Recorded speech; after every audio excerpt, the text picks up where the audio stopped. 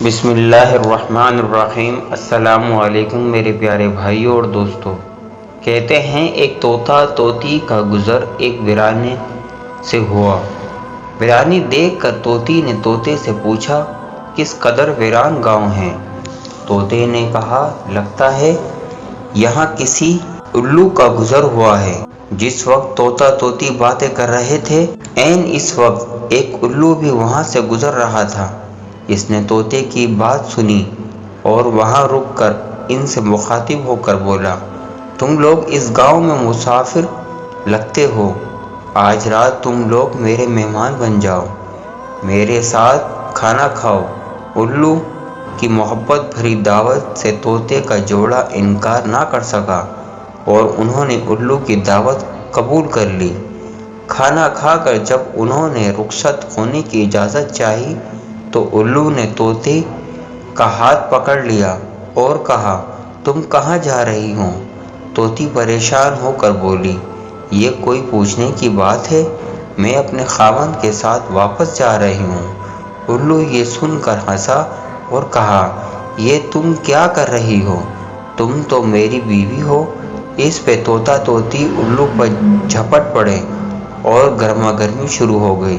دونوں میں جب بحث و تکرار زیادہ بڑھی تو الو نے طوطے کے سامنے ایک تجویز پیش کرتے ہوئے کہا، ایسا کرتے ہیں ہم تینوں عدالت چلتے ہیں۔ وہ اپنا مقدمہ قاضی کے سامنے پیش کرتے ہیں، قاضی جو فیصلہ کرے وہ ہمیں قبول ہوگا۔ الو کی تجویز پر طوطا اور طوطی مان گئے اور تینوں قاضی کی عدالت میں پیش ہوئے۔ قاضی نے دلائل کی روشنی میں الو کے حق میں فیصلہ دے کر عدالت برخاست کر دی۔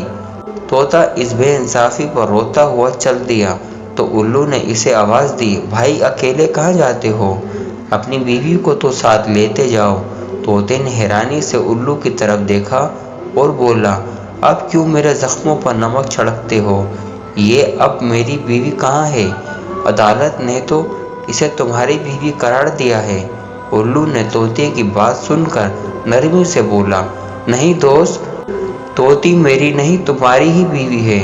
میں تمہیں صرف یہ بتانا چاہتا تھا کہ بستیاں الو ویران نہیں کرتے، بستیاں تب ویران ہوتی ہیں جب ان سے انصاف اٹھ جاتا ہے۔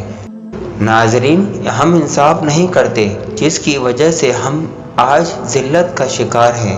اللہ پاک ہمیں انصاف کرنے کی توفیق عطا فرمائے، آمین۔ اگر میری آپ کو ویڈیو اچھی لگی ہو تو پلیز میرے چینل کو سبسکرائب کریں، لائک کریں اور شیئر کریں۔ شکریہ۔